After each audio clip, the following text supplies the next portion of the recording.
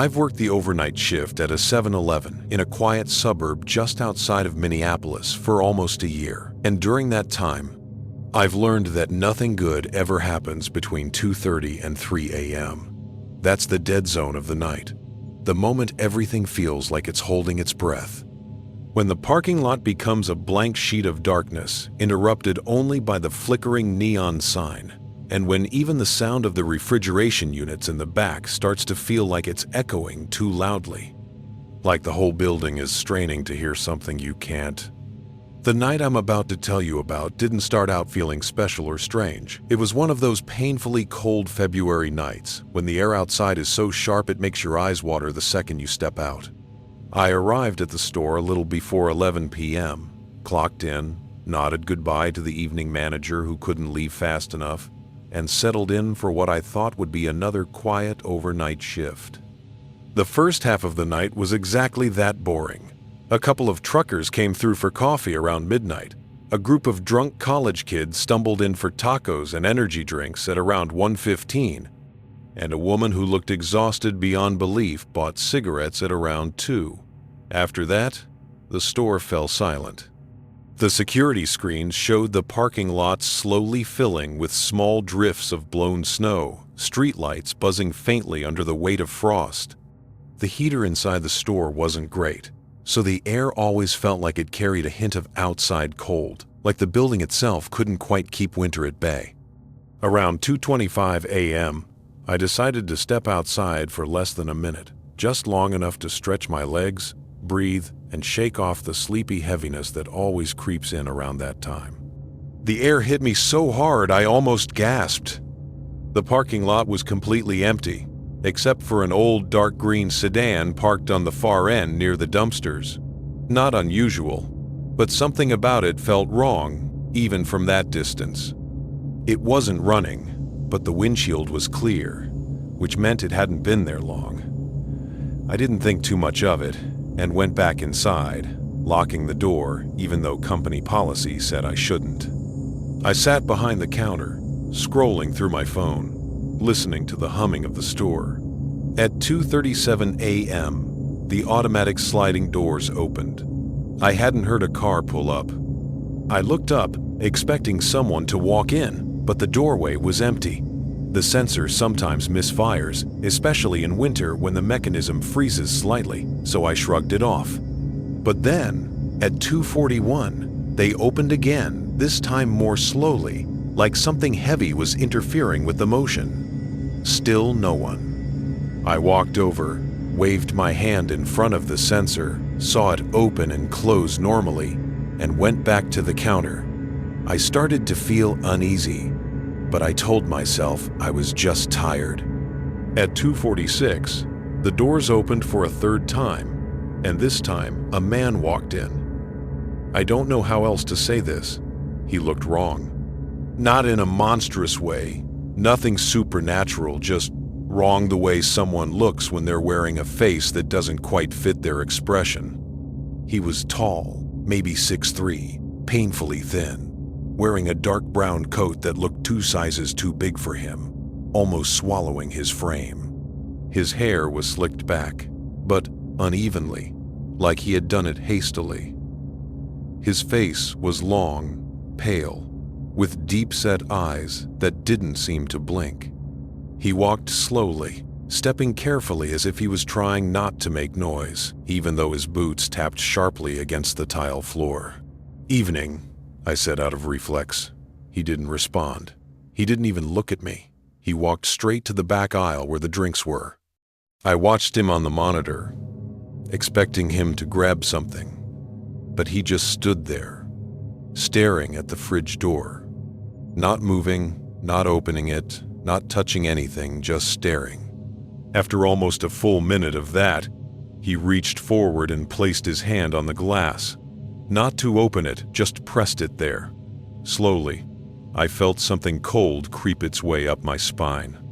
Something about the way he moved, the way his fingers spread on the glass, made me feel like I was watching someone perform an action they didn't fully understand, like a child mimicking an adult. I asked, "Can I help you find something, sir?"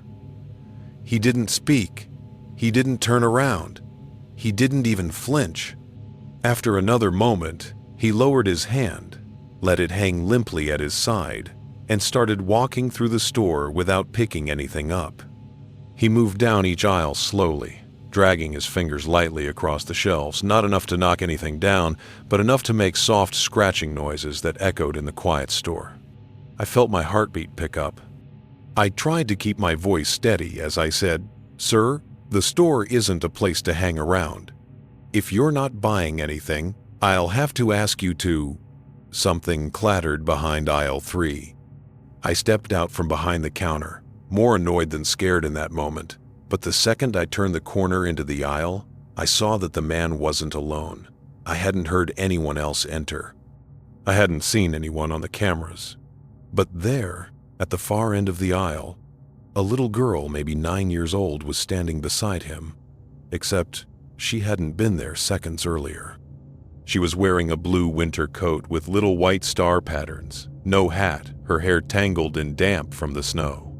Her face was expressionless in that same wrong way. The man's was eyes wide and unblinking, lips pressed tightly together. "Where did she come from?" I asked, not even trying to hide the confusion in my voice. Neither of them spoke. They turned the corner to the next aisle and disappeared from view. I walked back to the monitors and rewound the last minute. The man had been alone the entire time. No child. No second figure. No one entered the store except him. I felt a tightness in my chest. I checked the back of the store, completely empty. I checked the bathroom, empty. I checked the tiny storage area, empty. When I turned back to the aisles, I saw the man standing at the end of aisle 5, alone again. No, little girl. I didn't approach him. Something in my gut was screaming at me not to. He walked toward the freezer section again, slow and deliberate. When he reached the glass door, he turned to look at me for the first time. His face was blank, but his eyes God. His eyes looked like they belonged to someone who hadn't slept in months. He held my stare for several seconds, then lifted his hand and pressed it to the glass again, slowly, like he wanted me to see him do it. I swallowed. "Sir, do you need help with something?" He finally spoke, but his voice was so soft I barely caught it. "There's someone in your back room." Instantly, every hair on my body stood up. "There's no one back there." He tilted his head slightly, like he was studying my reaction. "Are you sure?" My throat went completely dry. I walked to the back room door, opened it with shaking hands, and flicked on the light. Empty, just a few boxes and cleaning supplies. When I turned around, the man was standing right behind me. I hadn't heard him move. I hadn't heard footsteps. He was just suddenly there, inches away. I stumbled backwards so fast I hit the wall. He stared at me, expressionless. Then he said, "Someone was in here when I came in." "Who?" I managed. He blinked, slowly. "A man." My voice was barely a whisper. "Where is he now?" "A man. A man." My voice was barely a whisper. The man pointed toward the shelves where we kept the bulk stock. Hiding. I knew that wasn't possible. Logically, physically, it wasn't. No one had gone in there. But something about the calm certainty in his voice made me doubt my own memory. I checked behind the shelves, my heart pounding so hard it made my vision throb. No one. When I turned back toward the doorway, he was gone. For a moment, I thought he'd slipped out into the main store. But when I stepped out, I saw the automatic doors sliding open. He was outside, walking toward the dark green sedan by the dumpsters, the one I'd seen earlier. But now, there was someone sitting in the passenger seat. A woman, pale, still, staring straight ahead. I watched as the man reached the car, leaned down, and whispered something to her. She didn't react. The man got inside, closed the door, and the car began to roll forward slowly, silently, no engine noise, no headlights turning on. just movement. Then it stopped. And all 4 doors unlocked at once. A click that echoed louder than it should have. The man stepped out again, only him. The passenger seat was now empty. I stared, frozen. The man walked halfway back to the store, stopped under a streetlight, and called out, "She wants to come inside." I locked the door immediately. He didn't move. He just stood there, staring at me through the glass from across the parking lot. Minutes passed. Then he lifted his arm and pointed behind me. I spun around so fast I nearly fell. The store was empty, completely empty. But when I looked back outside, the man was gone. The car was gone. The parking lot was empty again. Snow drifting lazily across the asphalt. I don't remember the rest of that shift. I just remember calling my manager at 3:01 a.m. and telling him I was sick. I quit the job 3 days later. I didn't tell anyone the full story until now. But sometimes, when I drive past that old 7-Eleven at night, I swear I still see a dark green sedan parked by the dumpsters. And sometimes, just sometimes, I see a small shape in a blue star-patterned coat standing beside it, staring at the store like she's still waiting for someone to let her in.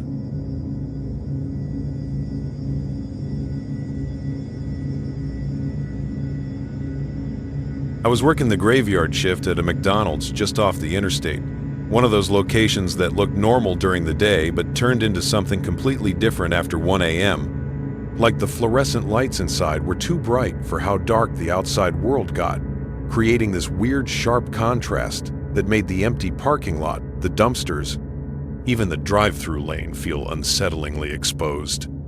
I'd been on the job for about 6 months, and I'd already learned that the night shift had a rhythm of its own periods of absolute silence, broken by sudden flurries of weird customers or drunk people looking for fries, truckers passing through half asleep, teenagers daring each other to order in funny voices, loners who didn't look you in the eye, and once in a while, someone who didn't seem right in a way you couldn't describe. That night was a Thursday, technically Friday at that point, about 2:24 a.m., and things had been dead quiet for almost an hour. My manager was asleep in her office, pretending she was reviewing schedules. My coworker was restocking the freezer, and I was the only one stationed at the front. The store lights buzzed faintly overhead. One of them always flickered in this random rhythm that didn't match anything else in the building. I remember staring at the monitor feed for the drive-thru cameras just to stay awake, because the boredom started to feel heavy, like it was pressing down on the air. And then, without any sound of an engine approaching, without headlights sweeping across the parking lot, a car suddenly appeared in the drive-thru lane. I didn't hear it pull in. I didn't see it drive up on the cameras. 1 second, the lane was empty. The next second, there it was, sitting perfectly in the spot in front of the speaker. An old silver sedan, the kind of generic model that every family seemed to have in the early 2000s, except it looked wrong. Not damaged, not suspicious, just wrong, in a subtle way. The paint looked dull in a way I couldn't explain. The windows were tinted, far darker than legal. The license plate was caked with dirt, but the rest of the car wasn't. I stared at the monitor and felt this uncomfortable stillness settle in my chest. I put on my headset anyway, because that was the job. "Welcome to McDonald's. Go ahead whenever you're ready," I said, keeping my voice steady. Nothing responded. The car didn't move. No window rolled down. No voice. No sounds. Nothing. Sometimes customers took a minute to look at the menu or argue among themselves. So I waited. 15 seconds passed. 30. A full minute. "Whenever you're ready," I repeated, trying to sound polite. Still nothing. Somewhere behind me, the ice machine clunked loudly in that random, unpredictable way that always made me jump. I told myself the customer was just drunk or indecisive, But then a strange feeling crawled across my skin like I was being watched. I leaned slightly to the side and looked out the front windows toward the drive-thru lane. But from my angle, I couldn't actually see the car.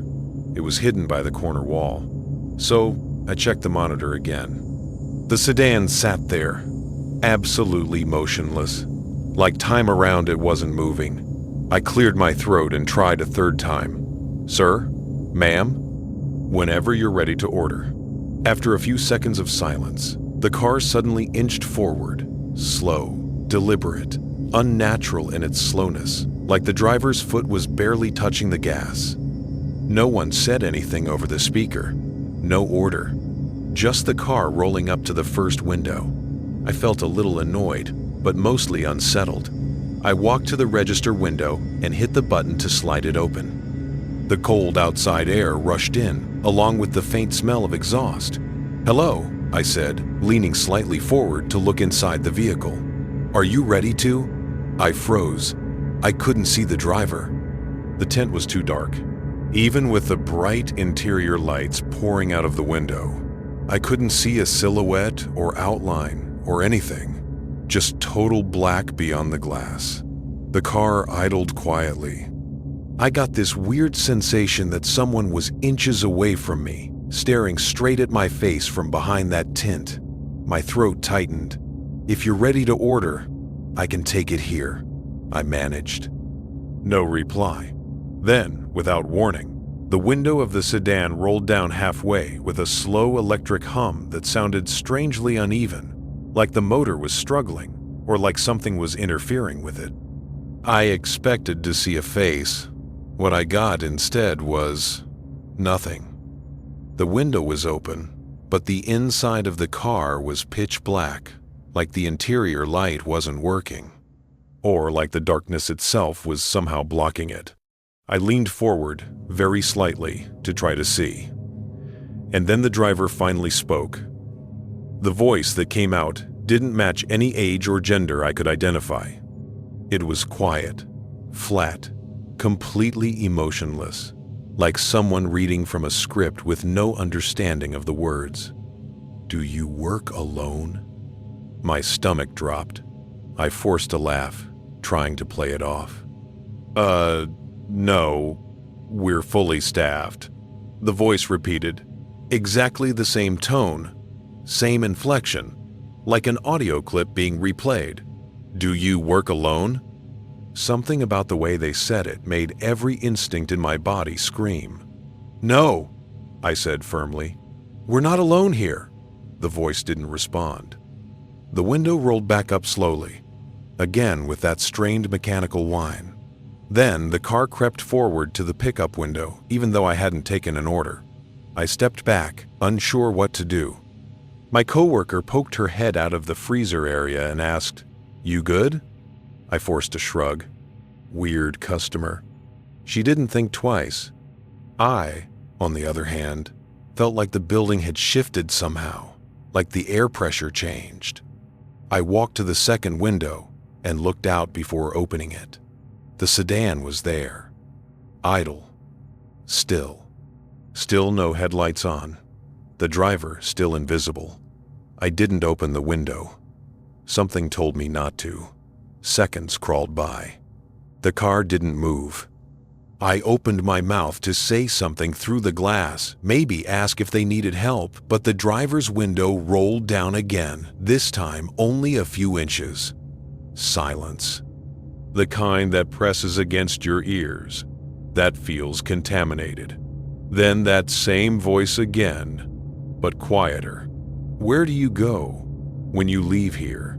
My pulse hammered in my throat. "Sorry?" I asked, despite understanding the question perfectly.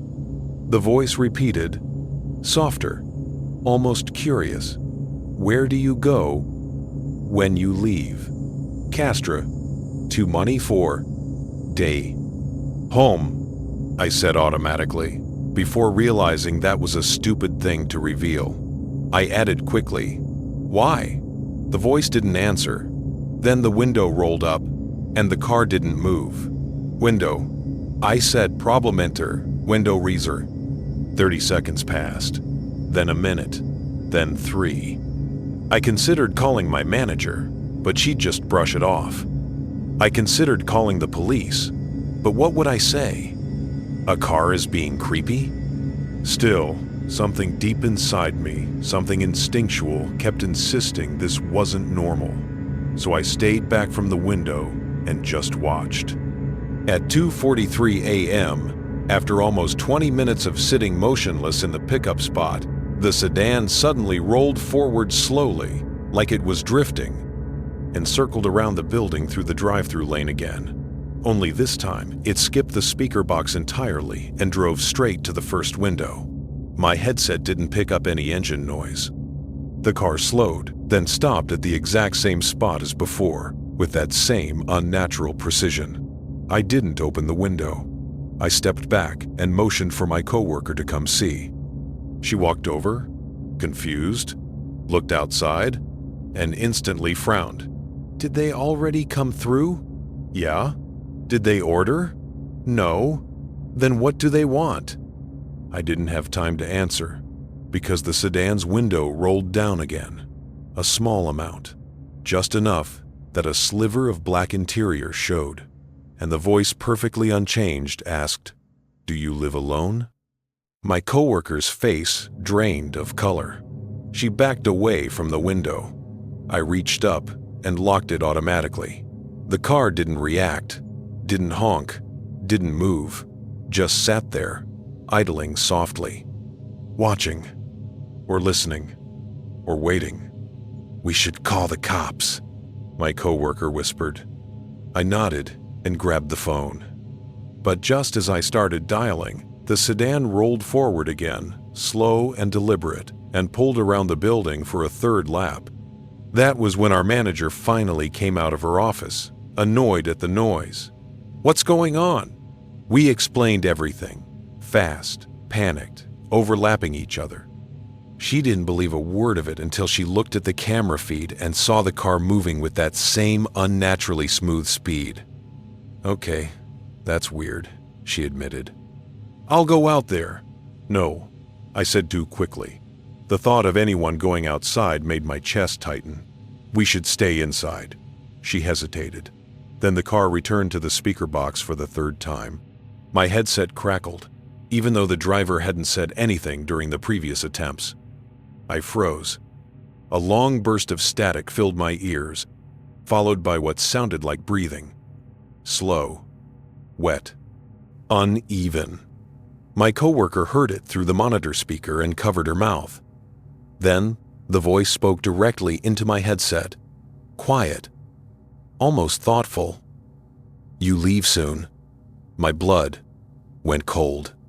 Something was off, horribly off, about the timing of the words, like the driver knew my schedule, like he'd been watching, or listening, or following. I tore the headset off. My manager stepped forward, grabbed it, listened for 2 seconds, then ripped the whole unit off its hook like it burned her fingers. "Lock the doors," she ordered. We did. Every door, every window, every latch. But the sedan didn't drive away. It went through the drive-thru a 4th time, then a 5th, each time slower, each time stopping in a slightly different position. Each time the window would roll down a few inches, as if checking whether we were closer, whether we were alone, whether we were scared. At 3:12 a.m., after nearly 50 minutes of circling, the car stopped at the speaker box one last time. The mic picked up nothing but silence. No breathing, no voice, no idle engine noise. Total, complete silence. Then, slowly, it rolled forward out of camera view, around the back of the building, toward the dumpsters, toward the employee exit, which was the door I used to go home. My stomach turned to ice. I grabbed my keys out of my pocket just to hold something real. My manager said we were all staying inside until sunrise, no exceptions. So we all waited together at the front of the store, watching through the windows, trying to see if the car would come back around. At 3:27 a.m., The headlights finally flickered on behind the building. They pointed directly toward the employee exit. Then they turned off, and the car never came out. I checked the cameras in a panic, switching between angles, but somehow, the backlot camera had gone completely black. Not broken, just solid black, like someone was standing directly in front of it. "We're calling the police," my manager said. She did. They arrived around 3:40 a.m. We let them in and explained everything. They searched the back of the building. No car, no tire marks, no footprints. Nothing, like it had never been there. But when they checked the drive-thru lane, they found something: trails of condensation on the pavement, like a cold car had been sitting in the same spots repeatedly. One of the officers asked me if there was any chance I'd misunderstood the voice. I told him no. I remembered every word, especially the last thing it said. "You leave soon." He asked when my shift ended.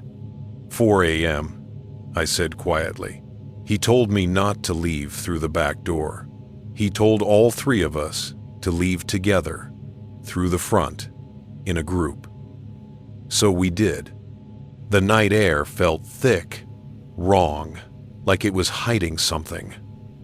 I kept expecting to see the sedan parked somewhere in the lot, or idling on the road, or waiting behind another building.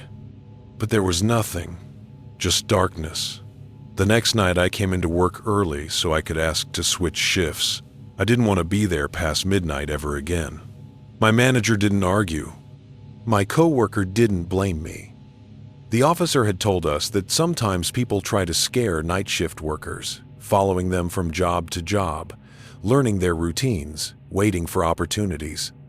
But that explanation felt too neat, too human. Because the one thing I couldn't get out of my mind was how the car appeared on the monitor 1 second after the lane had been empty, how it circled without sound, how the voice didn't sound like anyone, and how the darkness inside that car wasn't normal darkness. It looked thick, like something alive. And sometimes, when I'm driving home late, I still check my mirrors every few seconds. And sometimes, just for a moment, I swear I see an old silver sedan following a few car lengths behind me, its headlights off, its windows too dark, waiting for me to drive somewhere quiet, somewhere empty, somewhere I might be alone. I don't work at McDonald's anymore. I don't work night shifts anymore. But every now and then, when I stop at a red light on an empty road, I hear the echo of that voice, flat, expressionless, deliberate, asking again and again inside my memory, "Do you work alone? Do you live alone? Where do you go when you leave?" And the worst part is, I still don't know if the person driving that car was a real human being, but I'm terrified that one night I'm going to find out.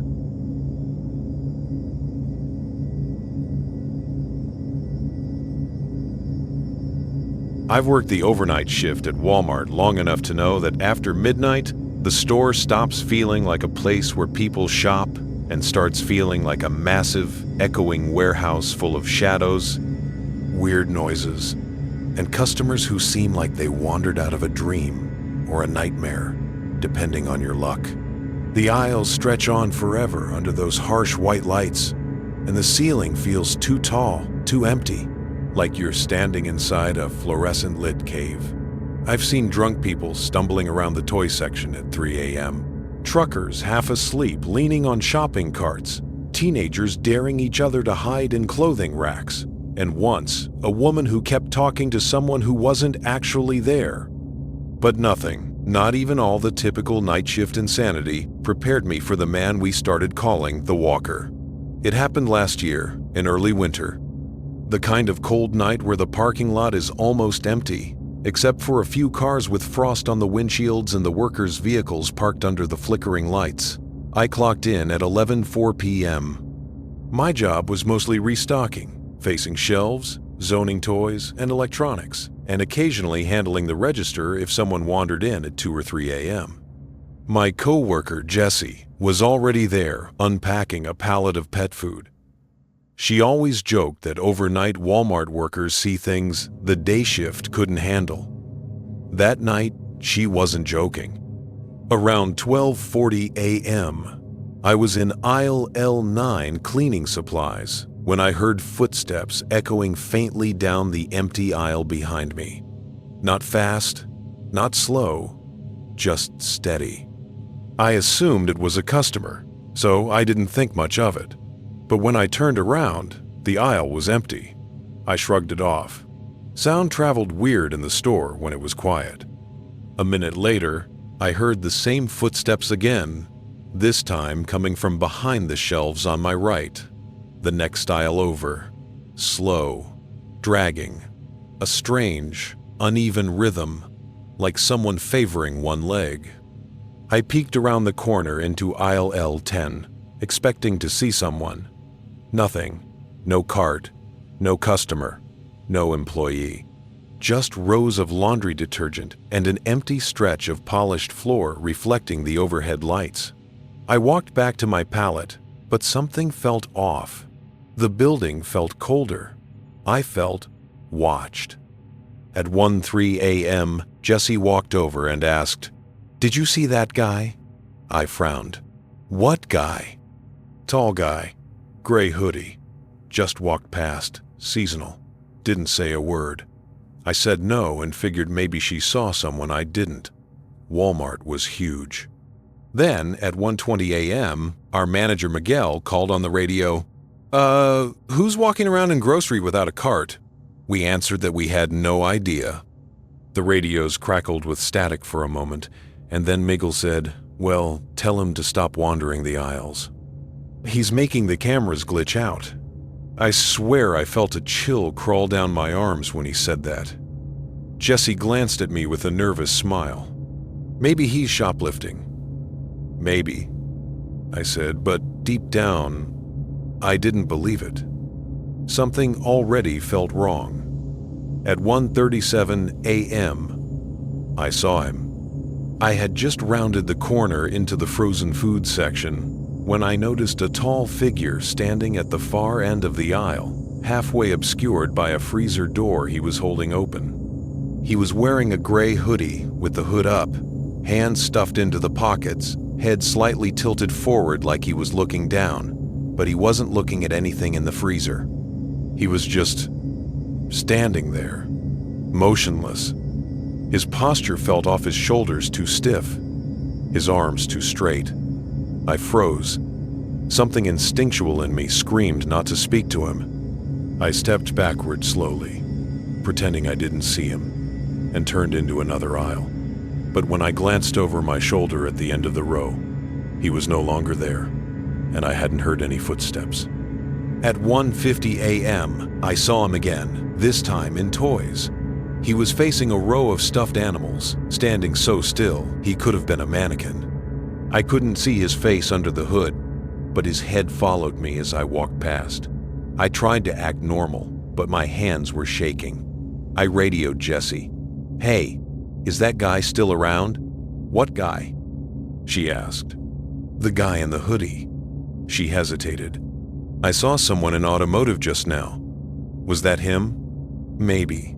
I started, but then I stopped, because something clicked in my brain.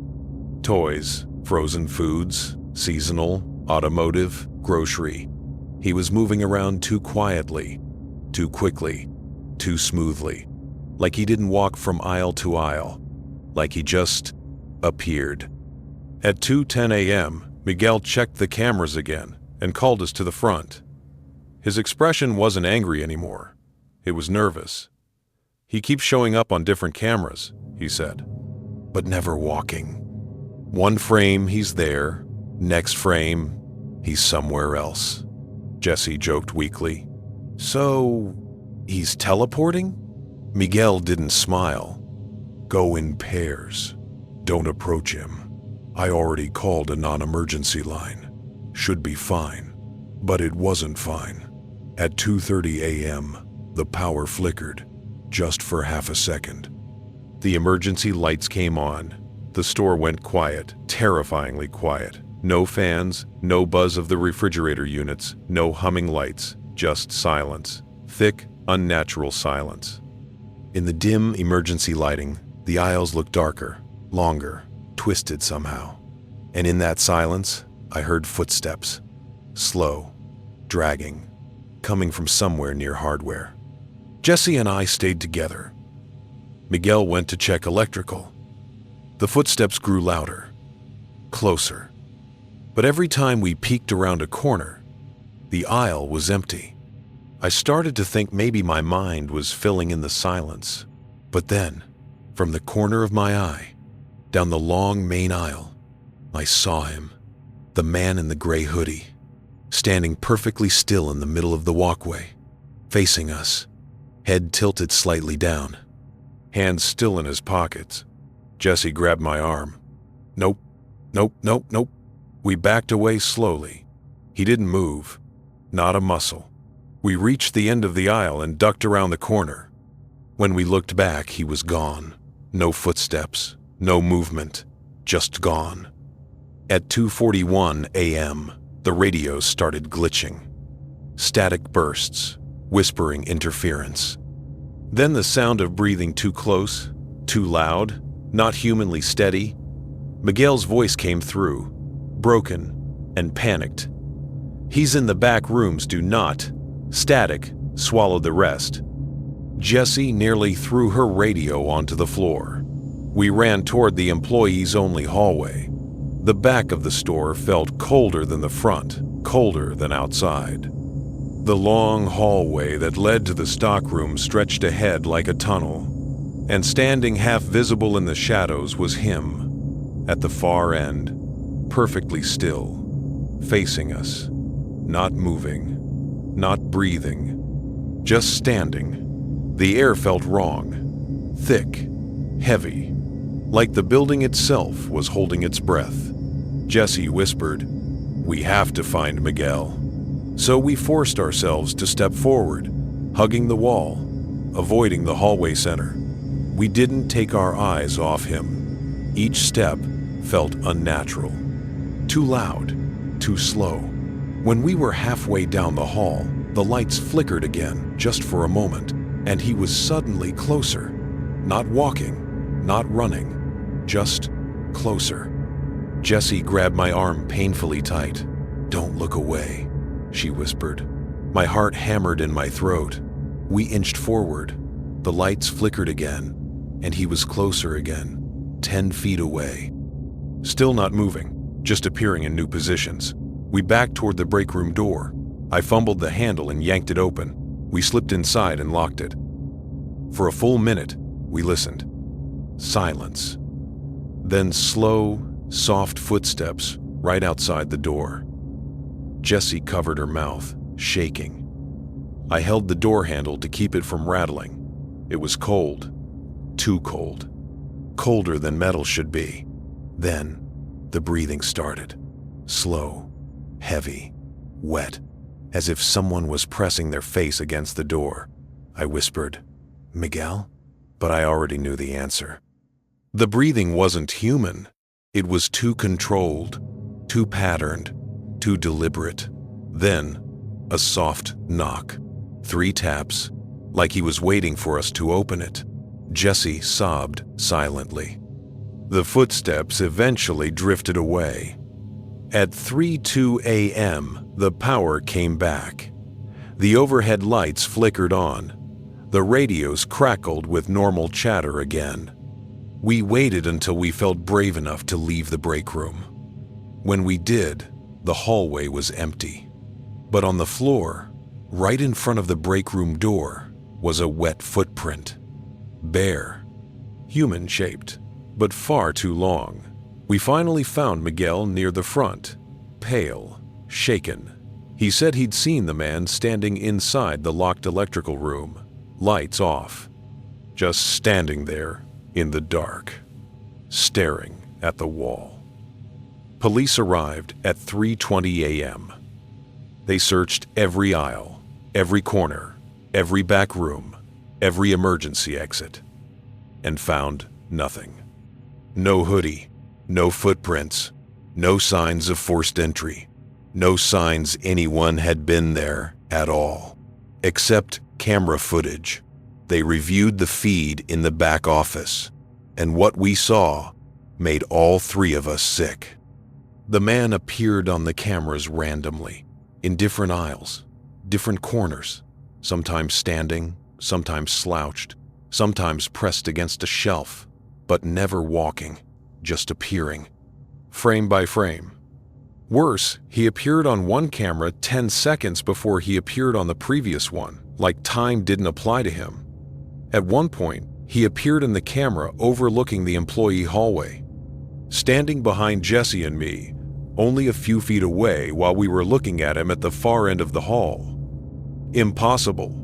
Completely physically impossible. The police had no explanation. They suggested a technical glitch, even though glitches don't create human shapes, or breaths, or footprints. Corporate reviewed the footage the next day. By the time they did, the video files were corrupted, completely black, every camera, every angle, except one. At 2:57 a.m., one frame remained. Just one, the frozen foods aisle. Empty. Except for a tall figure in a gray hoodie standing in the middle of the aisle. Hood up, head down, hands in pockets, as if he'd never left, as if he still hasn't. I quit night shift 2 weeks later. Jesse quit entirely. Miguel transferred to a different store. But sometimes, when I stop by Walmart during the day, the store looks wrong. Like someone's still walking the aisles, someone I can't see, someone waiting for the lights to flicker. And sometimes when I pass frozen foods, I swear I feel someone watching me, head down, breathing slow and heavy behind me, waiting for me to turn around. I don't. I keep walking. Because deep down, I know some customers never really leave Walmart, and some aren't customers at all.